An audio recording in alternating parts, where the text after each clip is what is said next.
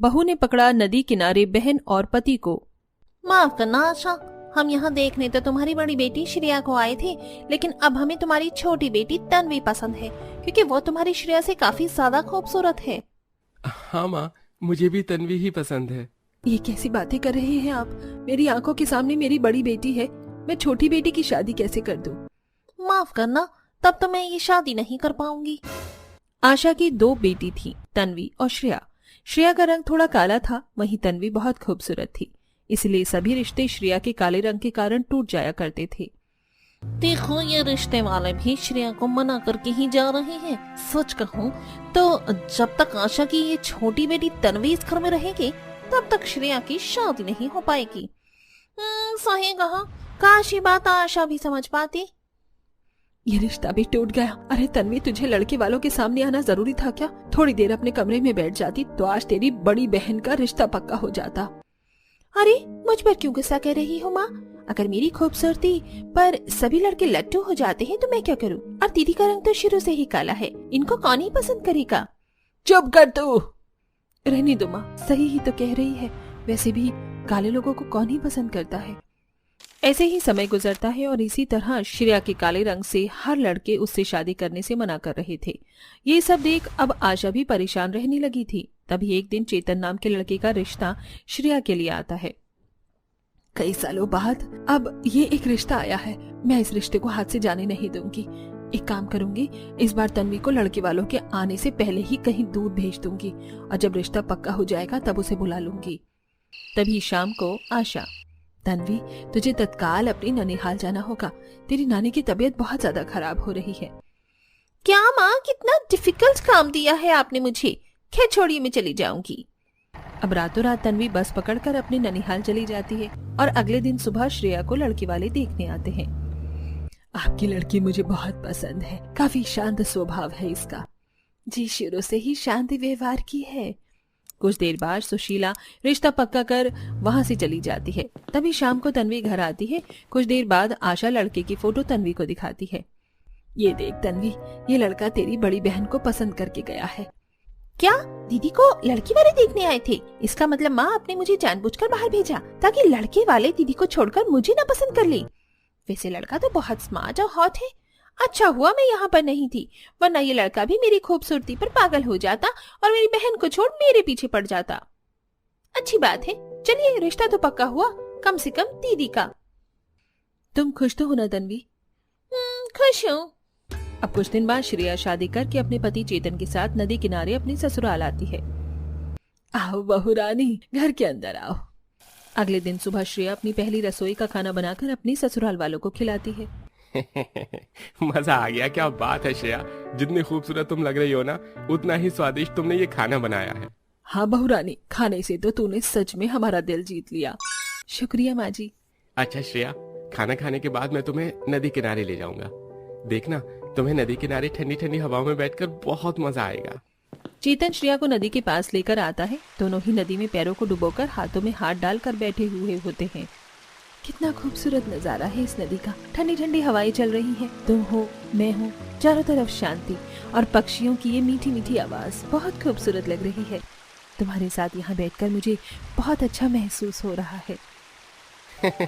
तभी तो तुम्हें यहाँ लेकर आया हूँ मैडम जी। श्रेया अपने पति चेतन के साथ एक खुशहाल जिंदगी गुजार रही थी। तभी एक दिन तन्वी अपनी बहन से मिलने उसकी ससुराल आती है। अरे तन्वी, तुम अचानक? आओ ना, घर के अंदर आओ। ये कौन है श्रेया? चेतन जी, ये मेरी खुद की बहन है तन्वी।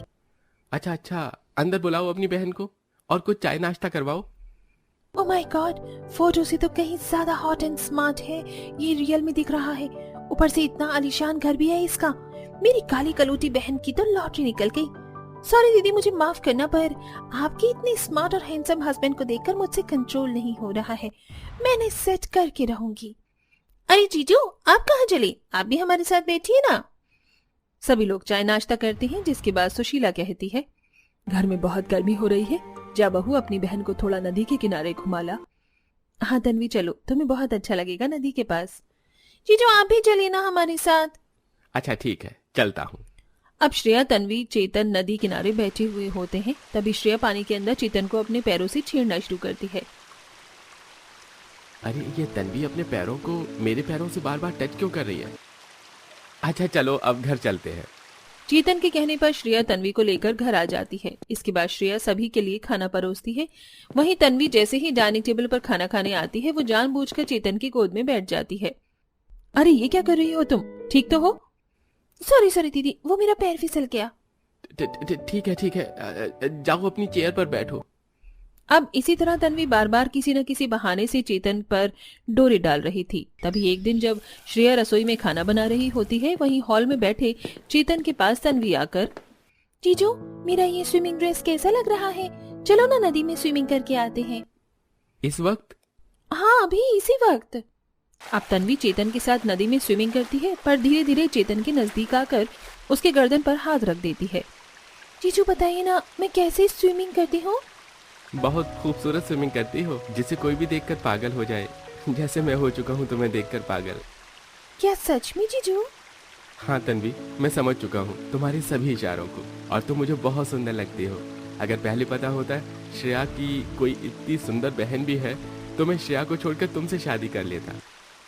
ओह माय स्वीट जीजू। ऐसा कहकर तन्वी अपने जीजू को गले से लगा लेती है। कुछ देर बाद दोनों ही घर आते हैं। अरे तन्वी मुझे छोड़कर अकेले ही अपने जीजू के साथ नदी किनारे चली गई। नहीं श्रेया, ऐसा नहीं है, तुम बिजी थी इसलिए उसने तुमसे नहीं कहा। इस तरह अब चेतन छुपते छुपाते तन्वी को बाहर भी घुमाने के लिए ले जाया करता था। श्रेया इन सभी बातों से अनजान थी। तभी एक दिन तन्वी और चेतन कमरे में एक दूसरे के काफी नजदीक बैठे हाथों में हाथ लिए बातें कर रहे थे। अरे एक बार हग नहीं कर सकती हो क्या? कब से बोल रहा हूँ। तुम्हें हक की पड़ी है चेतन, लेकिन मुझे अब तुमसे शादी करनी है।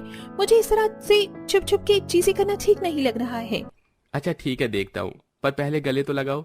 तन्वी जैसे ही चेतन को बाहों में भरती है वैसे ही कमरे में श्रेया घुस जाती है और श्रेया को देख तन्वी चेतन को धक्का मारते हुए, क्या है जीजू, हर वक्त बस मजाक ही करते रहती हो। देख रहे हो दीदी, जीजू मुझे छेड़ रहे हैं। ये दोनों यहाँ इस कमरे में अकेले क्यों बैठे हुए थे?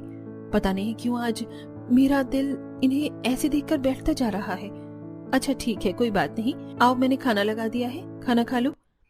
अब श्रेया के दिमाग में तन्वी और चेतन का ये दृश्य ओझल नहीं हो रहा था। तभी एक रात जब सभी लोग अपने कमरे में सो रहे होते हैं, तब तन्वी और चेतन अपनी काली करतूत करने नदी किनारे आते हैं। आओ चेतन, नदी के इस ठंडे ठंडे पानी में अंधेरी रात में मुझे बाहों में भर लो। तन्वी ऐसा मत बोलो, तुम्हारी ऐसी बातें सुनकर मेरा मन करता है तुम्हें यहाँ से भगा कर ले जाऊं और तुमसे शादी कर लूं। वहीं दूसरी तरफ बेड पर चेतन को न देखकर श्रेया चेतन को ढूंढने लगती है कि तभी श्रेया की नजर खिड़की की तरफ जाती है। तन्वी और चेतन रात के 2 बजे नदी किनारे, इसका मतलब मेरा शक सही था। श्रेया भागती हुई नदी के पास आती है। ये सब देख सुशीला भी वहां पहुंचती है। श्रेया अपने मंगलसूत्र को तोड़कर चेतन के मुंह पर फेंकते हुए, आज मैंने अपनी बहन को नदी किनारे अपने पति के साथ रंगरलिया करते हुए पकड़ ही लिया। क्यों चेतन जी, क्या कमी रह गई थी मेरे प्यार में जो मेरी बहन के साथ इश्क लड़ाना पड़ा आपको? और तन्वी तुम तो बहुत खूबसूरत थी ना, हजारों लड़के तुम पर मरते थे, फिर क्यों तुमने अपनी ही बहन का बसा बसाया घर उजाड़ दिया? खैर छोड़िए, अब कुछ सुनने सुनाने लायक है ही नहीं। अब जब पति को मुझसे प्यार है ही नहीं तो मैं यहाँ रहकर क्या करूंगी? मैं जा रही हूँ यहाँ से। रुक बहू, मैं भी तेरे साथ ही चलूंगी, क्योंकि जो पति अपने ईमानदार पत्नी का नहीं हो सका वो किसी का बेटा कहलाने के लायक नहीं है। नहीं नहीं माँ, ऐसा मत कहो, मुझसे गलती हो गई, मैं बह गया था। दीदी जीजू को माफ कर दीजिए, जीजू की कोई गलती नहीं है। ये सब करवाने के पीछे मेरा ही हाथ है, मैंने ही उन्हें बहकाया ये सब करने के लिए। पर आज मुझे अपनी ही गलती का एहसास हो रहा है कि मैंने कितनी नीच हरकत की है। अपनी बहन के घर रहकर उसके ही पति को उससे छीनने की कोशिश की। अरे ऐसा तो कोई दुश्मन भी अपनी बहन के साथ नहीं करता होगा। दीदी मुझे माफ कर दीजिए, मैं आप दोनों से अब हमेशा हमेशा के लिए दूर चली जाऊंगी। ये सब सुन श्रेया अपनी बहन को माफ कर देती है और साथ ही अपने पति को अपना लेती है। इसके बाद तन्वी भी श्रेया की जिंदगी से बहुत दूर चली जाती है। हेमा भाभी, वैसे हमारे घर में तो पूरे 12 लोग हैं और आप बस मुझसे ये 6 पूरी तलने को बोल रही हैं, ऐसा क्यों? वो इसीलिए क्योंकि हम अपनी नाजुक सी बहू रानी से ये नहीं चाहते कि उसे ज्यादा लोगों का खाना बनाना पड़े। तुम अगर एक पूरी तल दोगी तो तुम्हारी पहली रसोई की रस्म हो जाएगी। ज्योति चलो पूरी तलना शुरू करो, तेल अच्छे से गर्म हो चुका है। हेमा के बोलने पर ज्योति ने तेल में पूरी डाली। पूरी तेल में डालते ही तेल में से चींटे उड़ने लगी, जो उड़कर ज्योति के हाथ पर भी आ गई। अरे अरे क्या हो गया? सब कुछ ठीक तो है ना? आराम से करना चाहिए था ना। लाओ दिखाओ, इस पर मुझे आइस पैक लगाने दो। बस भाभी इतनी तेज जलन नहीं हो रही है, बस जरा सा तो है। और खाना बनाते हुए ऐसी छोटी मोटी छींटे तो आ ही जाती है। आप इतनी परेशान मत हो। कैसी परेशान ना हूँ? तुम्हारे हाथ पर छाला निकल गया तो क्या होगा? मुझे अनाथ को तो ऐसी छोटी मोटी चीज़ों की आदत है, लेकिन ज़रा मेरे ससुराल को देखो, कैसे मुझे पलकों पर बिठा कर रख रहे हैं सभी। ज्योति ऐसे ही हेमा का बर्ताव देखकर इमोशनल होने लगी। ज्योति कमला के परिवार की नई बहू थी। कमला एक अमीर औरत थी, जबकि ज्योति अनाथ गरीब सी लड़की। लेकिन किस्मत ने ज्योति को कमला के परिवार से जोड़ा था। ज्योति हेमा को अपनी इतनी परवाह करते देख अपने पुराने दिनों में खो गई। हे भगवान, कितना गर्म था। मुझसे तो अब ये चम्मच दोबारा से पकड़ा भी नहीं जा रहा है, लेकिन क्या करूँ, खाना भी तो बनाना ही पड़ेगा। ज्योति का हाथ जल गया था, लेकिन अनाथ होने की वजह से जले हुए हाथ के साथ ही उसे खाना बनाना पड़ा। आज तो तेज ही छींटे आ गई। काश कि मेरे पास भी मुझे तकलीफ में संभालने वाली माँ होती। ज्योति ऐसे बोलकर रोने लगी, लेकिन उसके आंसुओं को पोंछने को भी कोई उसके पास नहीं था। माँ। ज्योति, क्या बात है, क्या सोच रही हो? कुछ नहीं। चलो बाहर, सभी बेसब्री से तुम्हारे हाथ के खाने का इंतजार कर रहे हैं। सभी के लिए खाना लेकर चलो। हेमा के बोलने पर ज्योति अपने सभी ससुराल वालों के लिए खाना निकाल कर ले गई। सभी बैठे हुए थे, ऐसे में ज्योति सभी को खाना खिलाने को खड़ी हुई थी कि तभी सभी ने उसकी फिक्र करना शुरू कर दिया। अरे बेटा, क्या बात है, क्यों खड़ी हुई है? अरे ज्योति बेटी को जगह दो, वो भी तो हमारे साथ खाना खाएगी। नहीं बाबा, मुझे नहीं खाना, पहले आप लोग खा लीजिए, उसके बाद मैं खाऊंगी। अरे ऐसे कैसे नहीं खाना है? बच्चों से पहले माँ बाप अपने पेट में निवाला डालते हैं क्या? हाँ, चल जल्दी से बैठ। कोई भी बिना ज्योति के खाना खाने को तैयार नहीं था, जिसकी वजह से ज्योति को भी खाना खाने को बैठना पड़ा। ज्योति के बैठते ही सभी घरवाले सबसे पहले उसको खाना खिलवाने में लग गए। ये लो ज्योति, ये सब्जी खाओ। भाभी अचार खाओ, माँ ने बनाया था और ये बहुत ज्यादा अच्छा है। भाभी की प्लेट में चावल तो है ही नहीं, लो भाभी चावल भी खा लो, आपको पसंद आएंगे। सभी ऐसे ही ज्योति को पलकों पर बिठाकर अपने साथ खाना खिलवाने लगे। अब ज्योति के बाद सभी घरवालों ने खाना खाया, तब उन सभी ने भी खाने की काफी तारीफ करी और छोटे से लेकर बड़े तक हर किसी ने ज्योति को पहली रसोई का तोहफा दिया। अरे माँ बाबा शगुन दें तो समझ में आता है, आप सभी मुझे शगुन क्यों दे रहे हो? चाची, अब आपको शगुन नहीं तोहफे दे रहे हैं, ये शगुन नहीं है, तोहफा है और हमारी तरफ से इसे आप रख लीजिए। सभी से ज्योति ने तोहफे लिए। सभी घर वालों ने उसे पलकों पर बिठाया हुआ था, क्योंकि फिलहाल वो घर की सबसे छोटी बहू थी। सभी से तोहफे लेकर ज्योति बहुत ज्यादा खुश हुई थी। ससुराल के सभी सदस्य ज्योति से बहुत ज्यादा प्यार करते थे और सभी उसका बेहद ही ख्याल रखते थे। ऐसे ही आज संडे का दिन था और ज्योति रेडी हो जाओ, आज हम दोनों डिनर पर चलेंगे। डिनर पर? लेकिन आप तो सारे हफ्ते काम कर कर के बहुत थक गए थे, आज आराम कर लेते। क्यों, तुम्हारा भी तो दिल करता होगा ना मेरे साथ कहीं जाने का, और तुम्हारे साथ डिनर करना घर में आराम करने से तो 10 गुना बेहतर है। चलो अब जल्दी से रेडी हो जाओ, हम 1 घंटे में निकल जाएंगे। अर्जुन ऐसे बोलकर बाहर चला गया। वहीं ज्योति रेडी होते हुए अपने पुराने दिनों को याद करने लगी। अरे सुनो, तुम दोनों कहीं जा रही हो क्या? हाँ, मैं अपनी होने वाली सासू माँ के साथ आज शॉपिंग पर जाऊंगी। सही बोला, मैं भी जाऊंगी। ठीक है, अच्छा ये जाओ और शॉपिंग करके आओ।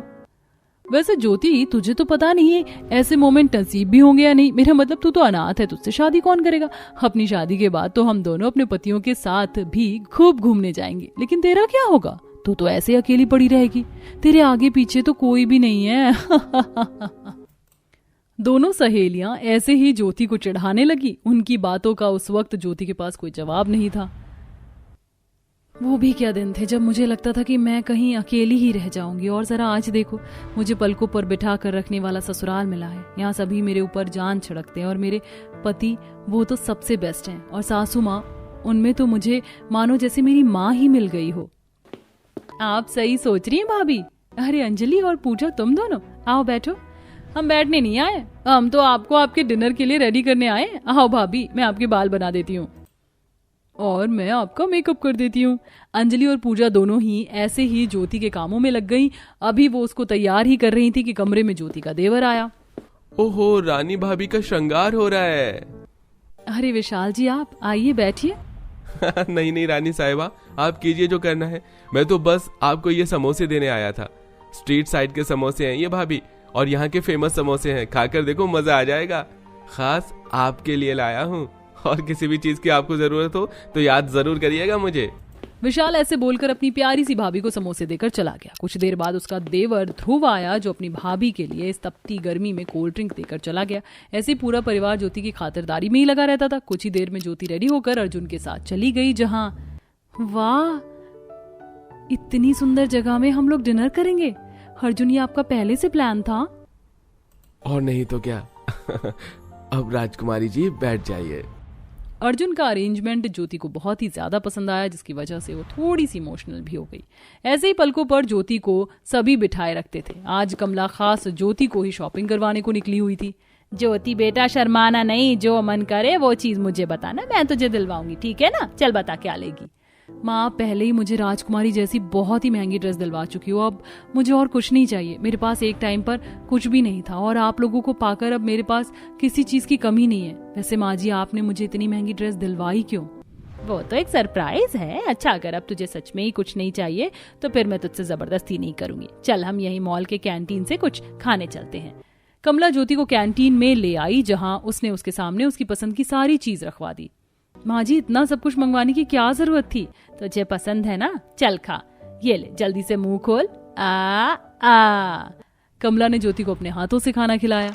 ऐसे ही सिलसिला जारी था और आज के दिन परिवार वालों ने ज्योति के आने की खुशी में बहु भोज की दावत रखी थी। दावत में ज्योति की सहेलियां, पड़ोसी और सभी उसके मायके की तरफ के मेहमान आए हुए थे। ज्योति को भी परिवार वालों ने बिल्कुल किसी राजकुमारी की तरह सजवाया, जिसको देखकर ज्योति की सहेलियों की आंखें फट गईं। अरे यार, ज्योति के ससुराल की तरफ की दावत है, कितने अमीर लोग हैं। ऐसा ही बोल रही है, हम तो इसकी किस्मत के और इसको कितने ताने देते थे, मगर इसके तो भाग खुल गए।